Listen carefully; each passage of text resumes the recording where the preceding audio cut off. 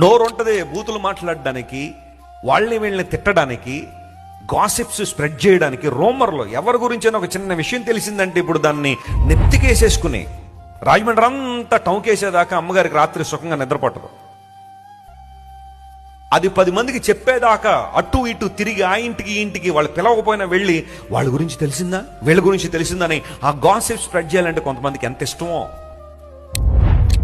Godly people discuss God and worldly people discuss people అన్నాడు ఒక ఆయన. దేవుని ప్రజలు ఎప్పుడైనా కలిస్తే దేవుడి గురించి మాట్లాడుకుంటారట, లోక సంబంధ వ్యక్తులు కలిస్తే ప్రజల గురించి మాట్లాడుకుంటారట, మనుషుల గురించి మాట్లాడతారు.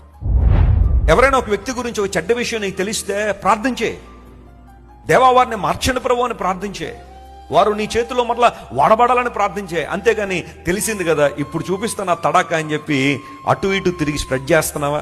జాగ్రత్త సుమా, ఆఖరికి నష్టపోయేది నువ్వే. వారు నేడో రేపో ప్రభువు తమ జీవితాలు అప్పగిచ్చేసి వాళ్ళ మార్గంలో వాళ్ళు ముందుకు వెళ్ళిపోతూ ఉంటారు, నువ్వు అక్కడే ఉంటావు. ఎప్పుడు ఆ రూమర్లు స్ప్రెడ్ చేసే లక్షణం నీలో ఉంటే నువ్వు చచ్చేదాకా ఆ లక్షణం పోదు నీలోంచి. నీ నోరు మాట్లాడకూడని మాటలు, అబద్ధాలు, మోసపు మాటలు మాట్లాడుతున్నాయి, చచ్చుబడిపోయింది నీ నోరు.